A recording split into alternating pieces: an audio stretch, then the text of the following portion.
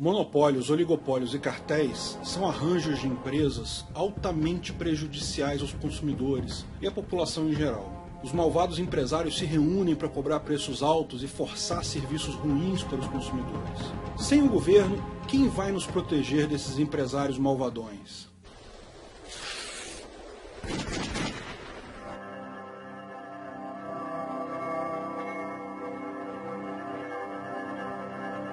Como impedir os cartéis?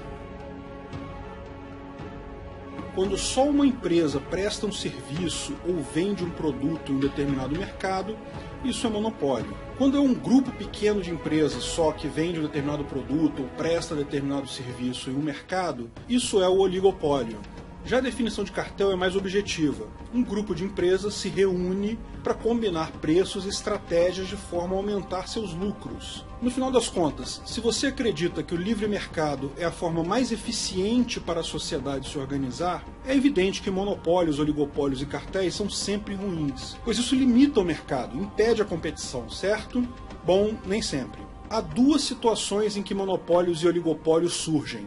Uma das situações é quando uma empresa é tão melhor do que as outras que todas preferem aquela e ela acaba dominando o mercado. O Google, por exemplo, é quase um monopólio de buscas na internet. Há diversos outros mecanismos de busca, mas o Google é tão melhor e tão mais conhecido que os demais que acaba sendo a principal escolha. Esse tipo de monopólio não é ruim, posto que não é absoluto.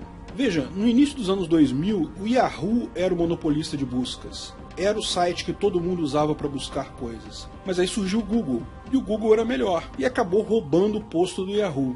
Da mesma forma, pode surgir uma página de buscas ainda melhor, é só uma questão de tempo para ela superar o Google. Esse tipo de monopólio, ou oligopólio, é chamado de monopólio espontâneo, porque ele surge naturalmente. Não é ruim, posto que as empresas nessa situação estão em competição. Se o custo dela subir, ou se a qualidade cair em relação aos outros pequenos concorrentes, certamente ela vai perder espaço. Mas tem uma outra situação, que é o monopólio ou oligopólio imposto pelo Estado. O Estado, por meio de leis, reprime com violência física ou roubo de dinheiro outras empresas que queiram operar naquele mercado. Por exemplo, se eu começar a emprestar dinheiro a juros, de forma totalmente voluntária, eu posso ser enquadrado no crime de agiotagem. Por que isso é crime? O ato é totalmente voluntário, quem pega dinheiro emprestado só está precisando e disposto a aceitar as minhas condições de empréstimo. Tá ok, eu concordo que usar a violência física para cobrar o dinheiro ao final fere o PNA. Como já explicamos, eu não posso fazer um contrato que me autoriza a quebrar suas pernas se você não pagar. O PNA vale em todos os lugares. Mas o errado nesse caso é a violência, não é o fato de eu emprestar dinheiro. Uma coisa não necessariamente implica a outra. Eu posso emprestar dinheiro e cobrar de forma civilizada. Trata-se de fato de um oligopólio dos bancos garantido pelo governo, que impõe regulamentações tão absurdas que a operação desse tipo de empresa se torna impossível. Esse é o tipo ruim de oligopólio ou monopólio, porque efetivamente cria uma proteção artificial à empresa. A empresa pode subir seus preços ou cair sua qualidade porque outras empresas estão legalmente impedidas de concorrer para tomar o seu lugar. E o governo adora esse tipo de monopólio, a começar pelo próprio governo, que já se impõe como um monopólio, não admitindo nenhum outro governo na mesma área. A maior parte dos monopólios ou oligopólios governamentais é garantido via regulamentações. O governo caga regras em um mercado de forma que só os seus amigos consigam vender produtos. A desculpa é sempre a proteção do consumidor, e o resultado é sempre empresas relapsas e caras que exploram o consumidor sem dó. Removam todas as regulamentações de todos os mercados. Organizações privadas de certificação são muito mais efetivas em fiscalizar e controlar mercados, sem regulamentações compulsórias. Mas além disso, o governo usa uma outra desculpa para criar seus monopólios, e nesse caso ainda mais rígidos. O governo chama isso de monopólio natural. Diz ele que não faria sentido ter dois conjuntos de poste fornecendo energia na mesma rua.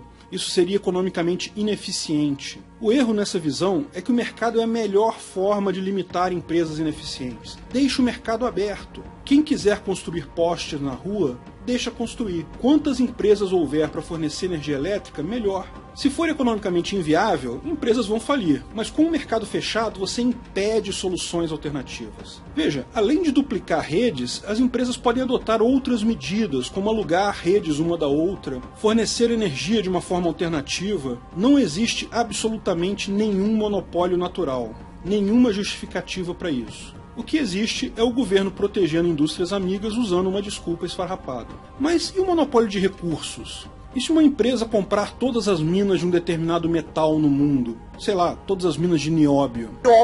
Isso não seria um monopólio? Sim, claro, mas seria um monopólio espontâneo, portanto do tipo bom, portanto que não é garantido pela força. Como assim? Mas se eu quiser comprar o nióbio, eu vou ter que comprar daquela empresa ao preço que ela colocar. Veja, não é bem assim que funciona. Existe nióbio em vários lugares do mundo. Hoje, as minas de nióbio que existem são em lugares com concentração muito alta, porque o custo de extrair é mais baixo nesses lugares. Mas se a empresa que monopoliza esses recursos começar a aumentar o preço, isso torna viável outras minas no mundo com uma concentração menor.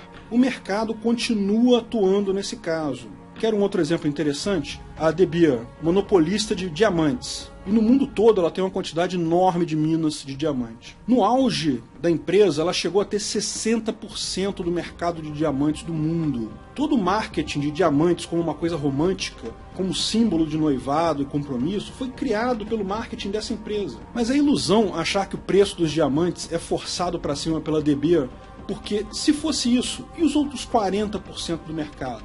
Eles iriam aproveitar e inundar o mercado com pedras mais baratas. A empresa tem um processo rigoroso de medição de qualidade, ou seja, é um monopólio porque é uma boa empresa. Além disso, o fato do preço dos diamantes estar alto estimulou e tem feito crescer o mercado de diamantes artificiais. Diamantes têm a exata mesma composição do grafite de lápis. É a mesma coisa, é tudo carbono. A diferença só é a forma como esses átomos são organizados. No grafite é uma estrutura hexagonal com planos desacoplados, e no diamante é uma estrutura cúbica específica do diamante. Na década de 1950, a General Electric produziu pela primeira vez diamantes artificiais. Era uma prensa enorme que comprimia grafite absurdamente, elevava a temperatura e produzia-se pequenos diamantes. Mas eles eram muito pequenos e úteis apenas para aplicações industriais como brocas e serras, na forma de um pó que é colado na ferramenta. Na década de 1990, com o fim da União Soviética, alguns russos começaram a fazer grandes diamantes artificiais. Pesquisaram com máquinas de um laboratório lá e criaram diamantes grandes pela primeira vez, artificiais. Mas só no ano 2000 a primeira fábrica de produção de diamantes artificiais foi montada na Flórida, nos Estados Unidos, chama-se Genesis. Esses diamantes são grandes, mas eles têm uma coloração amarela por causa do método de produção. E isso causou uma revolução no mercado. Veja, antes as pedras de diamante amarelas e laranjas eram super caras porque eram muito raras. Hoje o preço caiu sensivelmente porque se tornou muito barato ter pedras de diamante amarelas. Em 2008 surgiu uma outra empresa em Boston chamada Apollo Diamond. Criou uma outra forma de criar diamantes artificiais. E nesse caso, diamantes completamente cristalinos e do tamanho que eles quisessem. Esses diamantes são totalmente indistinguíveis dos diamantes naturais a olho nu ou por lupa. Apenas com ferramentas sofisticadas e caras de espectrometria é capaz de detectar a diferença. E o melhor, o processo deles não requer alta pressão nem temperatura, sendo extremamente baratos de produzir. Até mais baratos que o processo da Gêmesis. Até aqui a produção deles é uma pequena fração em relação à extração natural, mas não se sabe o que vai acontecer com esse mercado em alguns anos. Mas olha que curioso, o mais bacana é que o grau alto de pureza desses diamantes, ele é tão grande que eles podem ser usados como semicondutores, e são muito melhores que o silício que usamos hoje para isso. Em alguns anos, talvez estejamos comprando um processador Intel Diamond 3 nanômetros. Afinal, o limite do tamanho de processadores de silício é de 7 nanômetros, e a gente está chegando muito perto desse limite. Então, uma indústria de beleza e romantismo, que talvez você nem dê tanta bola assim, vai acabar ajudando você de formas que você nem poderia imaginar a ter uma tecnologia melhor no futuro. Bom, a gente falou sobre oligopólio e monopólio. Mas e quanto a cartel? Bom, o cartel é um acordo entre diversas empresas para controlarem preços e aumentarem um lucro. Por que seria errado um grupo de empresários se reunir para combinar estratégias? Toda ação voluntária que não gere agressão a direitos ou quebra de contratos deve ser válida. Então não há problemas no cartel em si, a menos que fira contratos anteriores desses dessas empresas ou agrida alguém. Além disso, evidentemente, cartel só funciona em oligopólios. Se há muitas empresas em um mercado, é impossível todas concordarem. O caso ruim de cartel é quando ele ocorre em mercados oligopolizados pelo governo. O caso mais comum que temos são as empresas de telefonia no Brasil. Há um evidente cartel ali. Todas elas praticam preços altos e a qualidade é ruim. E novas empresas não conseguem entrar porque a regulamentação do governo para a área são impeditivas. Não me entenda mal, eu vivi na época da Telerge. Eu comprei o meu primeiro telefone por alguma coisa perto de $4.000. A linha era um absurdo de caro, a qualidade era muito pior do que é hoje. Um cartel oligopolista como nós temos hoje é ruim, mas a estatização, o monopólio estatal é ainda pior.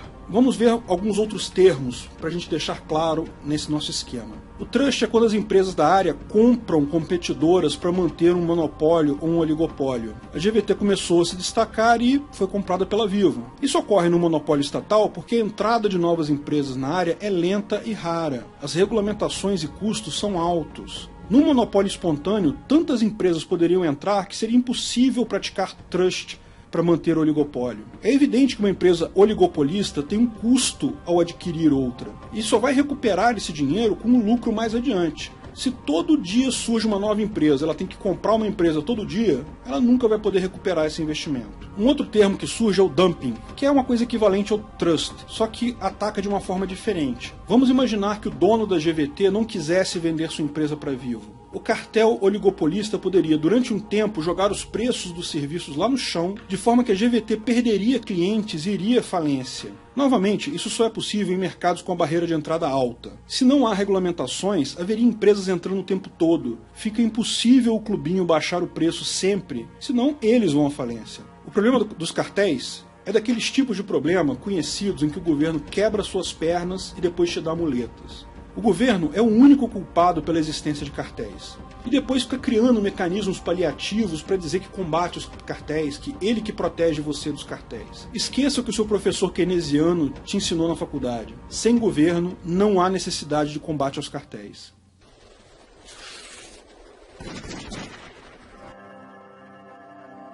Obrigado.